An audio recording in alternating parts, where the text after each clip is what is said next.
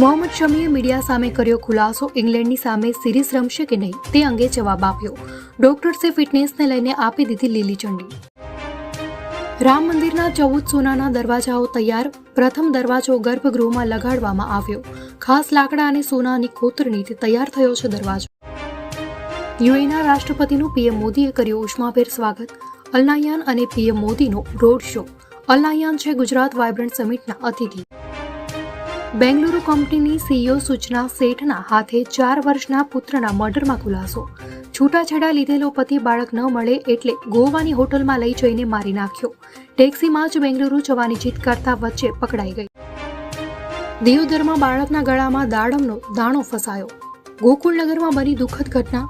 બાળકના શ્વાસ રૂંધાઈ જતા થયું મોત.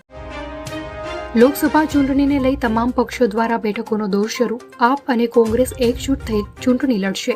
આપ દ્વારા કોંગ્રેસ પાસે ગુજરાતમાં લોકસભાની એક સીટની કરી માંગ. રાજ્યમાં આગામી 24 કલાકમાં પડશે કમોસમી વરસાદ. વલસાડ, સુરત, ડાંગમાં પણ વરસાદની આગાહી. તાપમાનમાં 2 થી 3 ડિગ્રી વધારો થશે. મુંબઈ અમદાવાદ હાઈસ્પીડ રેલ કોરિડોરને લઈને નવો અપડેટ. દેશની પ્રથમ બુલેટ ટ્રેન પ્રોજેક્ટ માટે 100% જમીન મળી. ગુજરાત અને મહારાષ્ટ્રમાંથી 1.25% જમીન સંપાદિત કરાઈ. જમીન સંપાદિત કરવામાં 1 વર્ષનો સમય લાગ્યો હતો. વાયબ્રન્ટ ગુજરાત સમિટને તમામ તૈયારીઓ પૂર્ણ. 4 દેશના રાષ્ટ્રપ્રમુખ, 18 દેશના ગવર્નર મંત્રીઓ આજે આવશે ગુજરાત. વીવીઆઈપી મહેમાનોને લઈ વાહન ચાલકોને વૈકલ્પિક માર્ગનો ઉપયોગ કરવા અપીલ. રામલલ્લાની પ્રાણ પ્રતિષ્ઠાને લઈ સુરતના યુવાનોમાં ઉત્સાહ. સુરતમાં ટેટુ આર્ટિસ્ટે અયોધ્યા ઉત્સવને લઈ કરી હતી પોસ્ટ. ટેટુ આર્ટિસ્ટે રામ નામનું ટેટુ ફ્રીમાં કરી આપવાની કરી જાહેરાત.